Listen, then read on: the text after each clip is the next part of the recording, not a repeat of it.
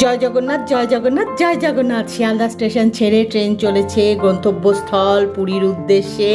আর এই ট্রেনে গেলে এই দেখো দক্ষিণেশ্বরের মন্দিরের চূড়োটা দেখা যায়। এই যে শিয়ালদা পুরী দুরন্ত এক্সপ্রেসে গেলে না, এটা একটা উপরি পাওনা। তোমাদের দেখানোর চেষ্টা করলাম, দেখতে পেলে কিনা জানি না।